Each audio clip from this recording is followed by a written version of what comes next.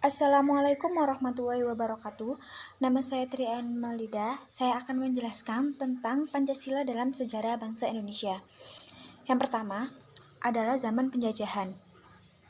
Indonesia dijajah mulai dari Portugis saat pertama tiba di Malaka pada tahun 1509. Di saat itu, Portugis menguasai Malaka Brasil pada 10 Agustus 1511.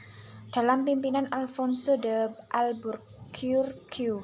Sebelum Indonesia merdeka, secara singkatnya pada saat masa penjajahan Portugis berakhir pada tahun 1602, setelah Indonesia dimasuki oleh Belanda.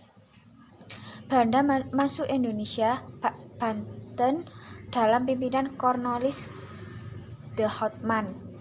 Pada saat itu, Belanda berkeinginan membentuk VOC yang menguasai rempah-rempah Indonesia pada tahun 1602. Karena pasar dikuasai oleh Tionghoa dan Inggris, kantor VOC berpindah ke Sulawesi Selatan.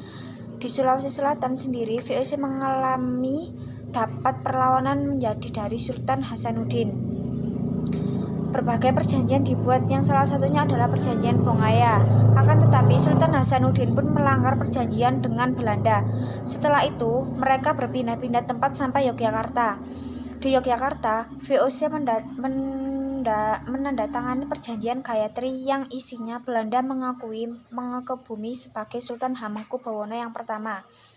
Perjanjian ini membuat pecah Kerajaan Mataram yang sampai sekarang menjadi Kesultanan Surakarta dan Kesultanan Yogyakarta. Maka dari itu, VOC dibubarkan pada 1 Januari 1800. Belanda kalah dari Prancis. Pada masa itu, usai VOC dibubarkan, penjajahan Belanda tidak berhenti. Masa juga tidak lama, digantikan oleh Janus van den Bosch. Ia menerapkan sistem tanam paksa. Saat Soekarno-Hatta dan Rajiman pulang ke Indonesia, Sultan Syahrir mendesak agar cepat dilakukan proklamasi kemerdekaan. Soekarno belum yakin Jepang telah menyerah, dan Hatta menjelaskan bahwa Syahrir tidak berhak memproklamasikan karena akan terjadi bagian penting hak PPKI. Setelah mendengar kekalahan Jepang pada tanggal 14 Agustus 1945, golongan muda mendesak agar golongan tua cepat melakukan proklamasi kemerdekaan. Soekarno-Hatta dan Ahmad Subarjo mendatangi rumah Laksamana Maeda membicarakan tentang kemerdekaan Republik Indonesia pada pagi hari sekitar jam 10, tepat pada 16 Agustus 1945. Soekarno tidak muncul, jadi tidak bisa dilaksanakan proklamasi. Peserta rapat sendiri tidak tahu atas terjadinya peristiwa yang menimpa mereka, yaitu peristiwa Ranges Dengklok adalah peristiwa penculikan terhadap Soekarno dan Hatta oleh golongan muda untuk mempercepat pelaksanaan proklamasi Maeda yang dibantu oleh Ahmad Subarjo dan disaksikan oleh Soekarni, BM Diah, Sudiro, dan Sayuti Melik. Setelah konsep selesai, Sayuti Melik mengetik naskah tersebut. Teks tersebut akhirnya dibacakan pada hari Jumat tanggal 17 Agustus 1945.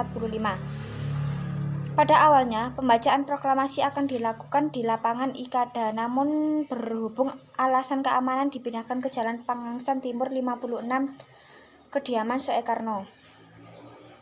Selanjutnya, yang kedua yaitu kebangkitan nasional.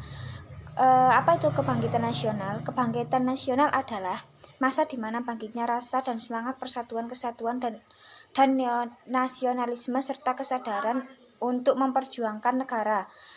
Beberapa negara yang dalam sejarah mengalami kebangkitan nasional antara lain: yang pertama, Tiongkok, dimulai tahun 1880 oleh Dr. Sun Yat-sen dan berakhir dengan berdirinya Republik Indonesia Tiongkok yang menggulingkan dinasti Qing pada tahun 1911. Yang kedua, Indonesia. Kebangkitan nasional Indonesia dimulai tahun 1908 dengan berdirinya Budi Utomo dan berakhir dengan kemerdekaan Indonesia tahun 1945. Selanjutnya yang ketiga yaitu zaman penjajahan Jepang. Masa pendudukan Jepang di Indonesia dimulai pada tahun 1942 dan berakhir pada tanggal 17 Agustus 1945. Seiring dengan proklamasi kemerdekaan Indonesia oleh Soekarno dan Muhammad Hatta atas nama bangsa Indonesia pada Mei 1940, awal Perang Dunia II, Belanda diduduki oleh Jerman Nazi. Selanjutnya yang keempat yaitu proklamasi kemerdekaan. Proklamasi kemerdekaan Indonesia pada 17 Agustus 1945 merupakan momen penting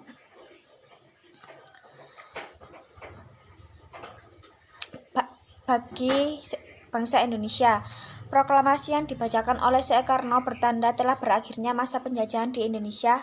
Setelah merdeka, berakhir penderitaan rakyat pada masa penjajahan tersebut. Makna proklamasi sendiri bagi bangsa Indonesia adalah, yang pertama, merupakan titik puncak perjuangan bagi bangsa Indonesia melawan penjajah. Yang kedua, menjadi sumber hukum bagi pembentukan Negara Kesatuan Republik Indonesia, yaitu NKRI. Ketiga, awal berlakunya hukum nasional, akhir berlakunya hukum kolonial yang diperlakukan oleh negara penjajah. Yang keempat, sebagai awal terbebasnya penderitaan rakyat dari kemiskinan, ketidakbebasan, kebodohan, dan kerja paksa. Yang kelima dan yang terakhir adalah masa setelah proklamasi kemerdekaan Indonesia pada tanggal 17 Agustus 1945 sama sekali tidak didapatkan dengan mudah. Setelah dijajah ratusan tahun, tentu tidak gampang bagi suatu bangsa untuk memperjuangkan kebebasannya. Perjuangannya tentu sudah dimulai jauh sebelum proklamasi, namun setelah proklamasi perjuangan tidak berhenti. Setidaknya ada beberapa peristiwa penting setelah proklamasi yang perlu Anda tahu. 18 Agustus 1945, pemilihan Presiden dan Wakil Presiden Republik Indonesia 1 dan penetapan Undang-Undang 1945 sebagai Undang-Undang Proklamasi oleh PPKI. Baik, sekian penjelasan dari saya. Semoga bermanfaat dan dapat menginspirasi semuanya. Maaf jika ada salah-salah kata atau yang tidak berkenan. Wassalamualaikum warahmatullahi wabarakatuh.